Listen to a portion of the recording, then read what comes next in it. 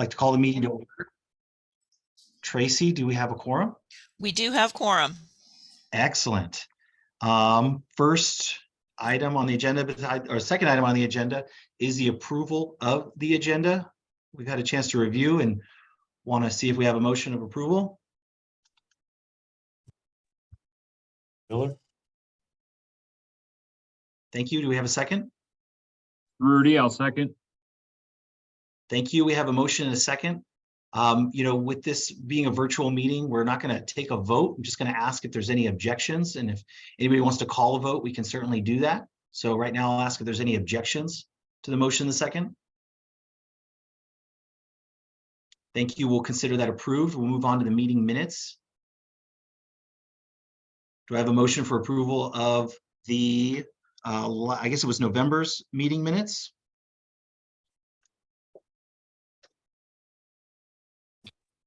Motion to approve November meeting minutes, Houston. Thank you. Do we have a second? Second, Miller. Thank you. So we have a motion and a second. Once again, I'll ask if there's any objections. Consider those November 3rd meeting minutes approved. Next, we have a report and vote on the federal fiscal year 2023-2026 TIP amendments. Yes, thank you. We have a number of TIP amendments that we need to make this month. We have 3 ICAP projects that were in our TIP. You may recall that the DOT made some decisions to move away from swap funding, and one of the funding types that they decided not to swap anymore was the ICAP funding. So we have these 3 projects in our TIP currently that are ICAP funding, but they're programmed to swap, and we need to switch them back over to federal funding under the ICAP program. So we've got a project from the city of Des Moines for their traffic signal timing update. We have a project from the city of Johnston, and we have a project from the city of Des Moines, or West Des Moines, that is. And all of these need to be updated. So that's why we've included them on the agenda today, so that these projects can move forward. If you have any questions about any of them, I'd be happy to take them. Nothing on these has changed other than switching from swap funding to federal funding.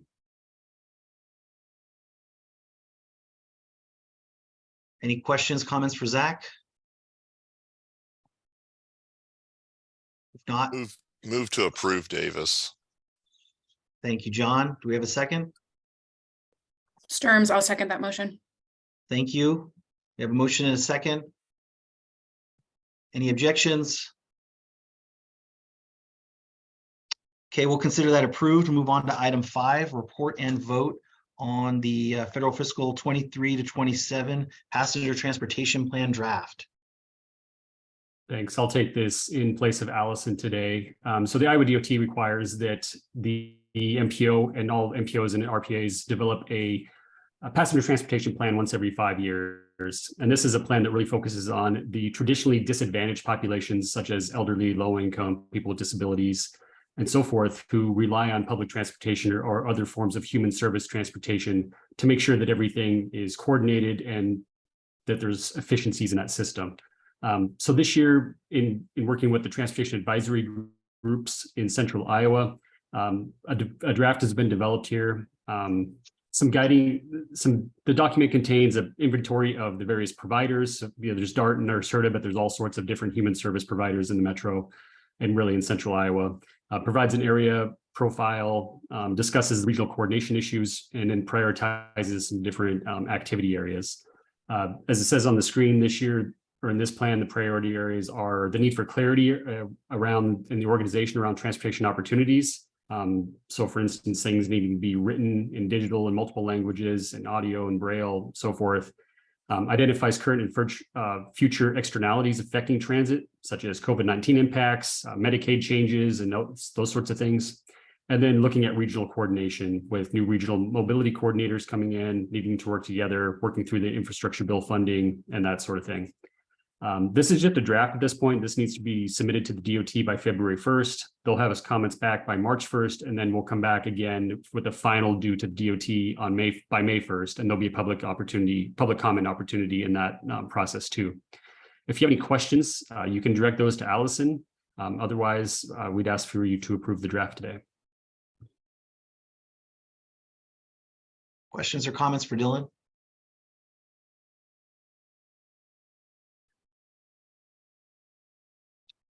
Okay, with that, I'll entertain a motion to approve the draft so it can be submitted.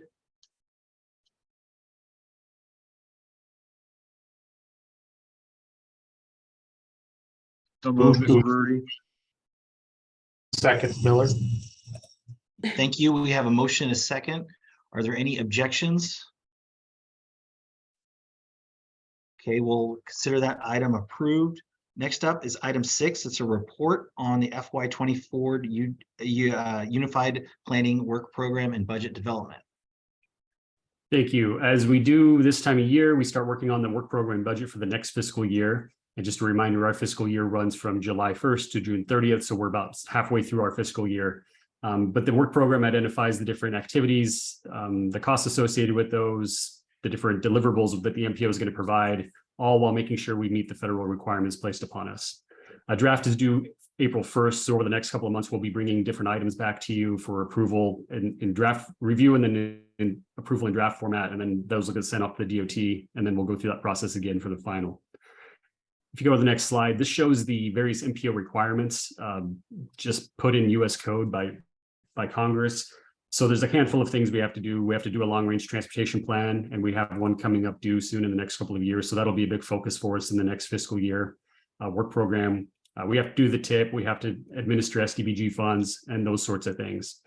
But if you go to the next slide too, every year Congress or the Federal Highway and Federal Transit put out emphasis areas. We haven't seen those yet for 2023, but up there is what was for 2022, and these will probably remain similar. So we'll have to make sure we're focusing on some of those activities as well. But the main point of wanting to discuss this with you today is just to start getting you thinking about any projects or planning efforts, anything like that, that you want the MPO to consider in that work program for the next fiscal year. These can be things that affect the whole region, that benefit all member communities, or they can be things that maybe just your community might be interested in, and we'll need to consider that as well. So if you have anything like that, please let us know, ideally by the end of the month, so we can start building that into the draft documents that'll be coming forth in the next several weeks. But really at any time before the draft or before the final document's done, we can get it in there. And then we can use our DOT funds on those, or if they're kind of above and beyond the DOT funds, we can work out a contract with the member community. But if you have any questions about any of this, please let me know. Otherwise, this is just informational for you today.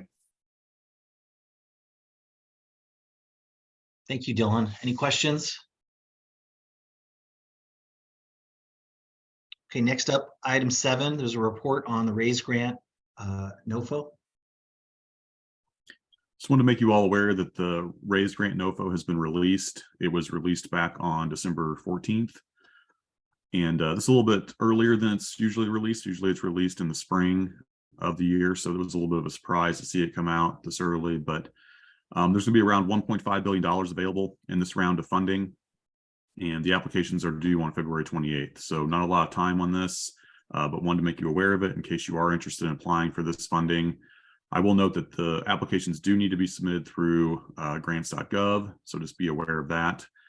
If you need any assistance or a letter of support, if you're planning on applying for this funding, please reach out to us and we will do what we can on that front. But if you have any questions, I'd be happy to take them. Otherwise, we just want to make you aware of this funding opportunity. Thank you, Zach. Next up is item 9, a report on the Iowa DOT 2022-2025 pavement and bridge performance targets. Yeah, thank you. I'll actually talk about the safety targets first. So as part of the Federal Highway Administration's Highway Safety Improvement Program, state DOTs and MPOs have to annually report safety performance measures. These measures include the number of fatalities, the fatality rate, the number of serious injuries, the serious injury rate, and also the non-motorized fatalities and non-motorized serious injuries.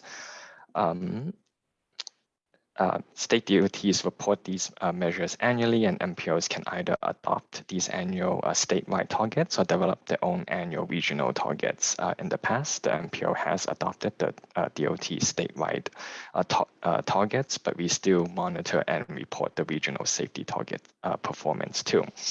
There are no penalties for MPOs if we do not meet or make any significant progress towards these targets. Next slide, please. So this table just shows a comparison of the statewide and regional safety targets. The first column shows the 5-year averages, and the right column shows the performance for 2022, so last year. So statewide, the number of serious injuries have been higher than the 5-year averages, but the number of fatalities and non-motorized fatalities and serious injuries have been lower. But in the Des Moines metro area, all 3 performance measures have been higher than the 5-year averages for 2022. So this month, we'll bring these targets and performance measures for your review, and next month we'll bring these targets and measures back again for your approval. So if you have any questions on these targets or on the performance measures, I'll be happy to take them at this time.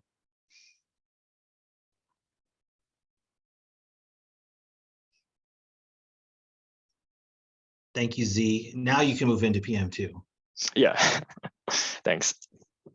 Yep, so this is the next set of performance measures also required from us. These set of performance measures include pavement condition on the interstates and the non-interstate national highway system, either in good or poor condition, as well as bridge condition on the national highway system in either good or poor condition. For these targets, these are set on 2-year and 4-year periods. So MPOs can either adopt the state 4-year targets or develop their own regional 4-year targets. Again, in the past, the MPO has adopted the DOT statewide targets for these measures. And again, there are also no penalties for MPOs if we do not meet or make any significant progress towards these targets. Next slide, please. So these 2 diagrams show the historic performance on the interstate and the non-interstate NHS pavement condition. And so the solid icons indicate historic performance, and then the hashed icons indicate the future targets.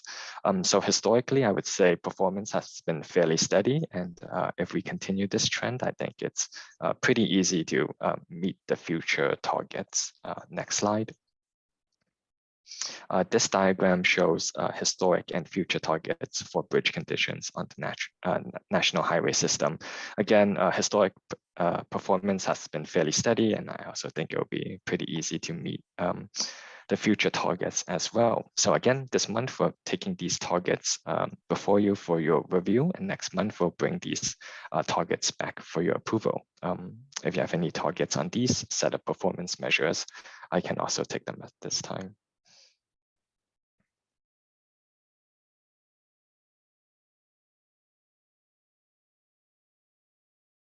Okay, if there's no questions or comments, we can move on to PM3. Yep, thank you. Last set of performance measures. Next slide, please.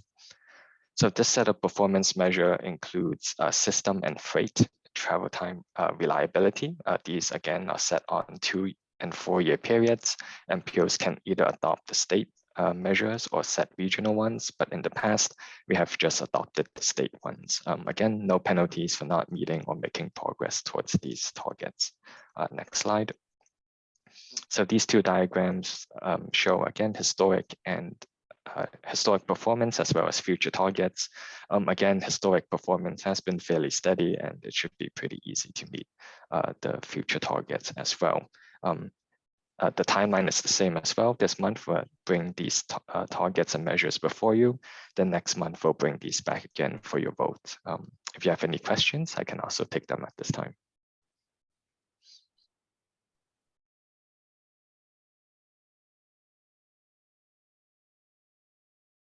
Z, could you go back to the PM2 target real quick? Yeah.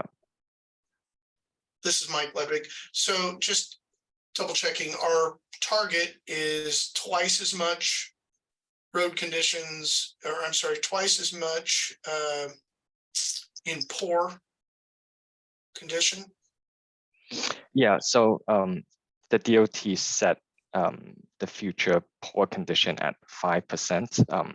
Okay, But historically, the performance has been around 2-ish%. So the reason why they did that is given like inflation and other economic conditions. okay, In their report that was attached in your agenda packet, they just wanted to account for these economic conditions and also like supply shortages and increase in prices. And so to kind of account for these external situations, they kind of set a more conservative future targets this performance setting period. thank you. Yep.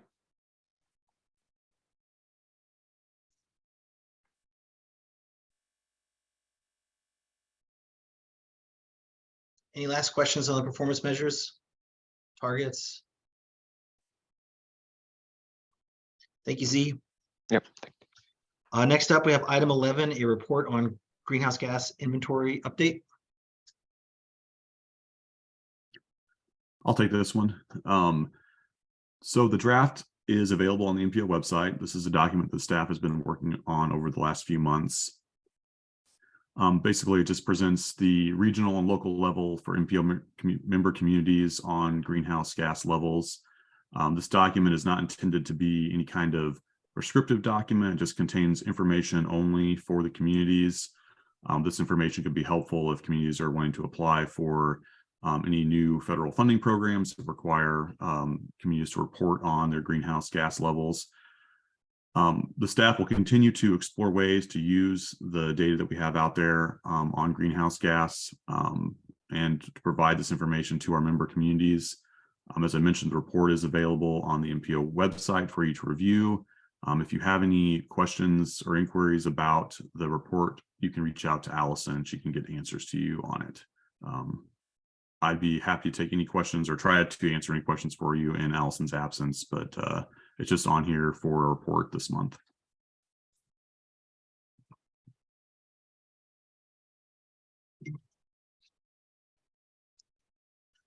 Thank you, Zach. Any questions for Zach? Or follow up with Allison?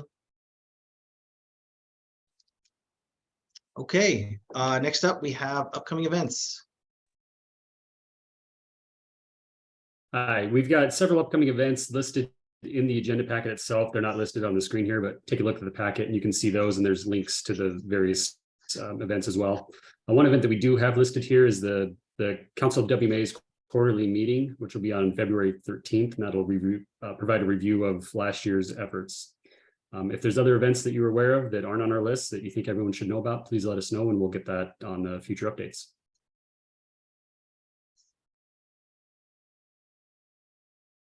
Thank you, Dylan. Any other non-action items of interest to the committee?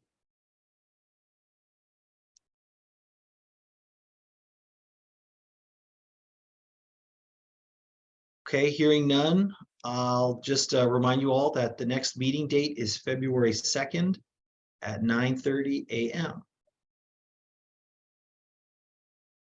And with that, I don't know if we take action on adjournment, but I'll make the executive decision that we can stand adjourned. Thank you.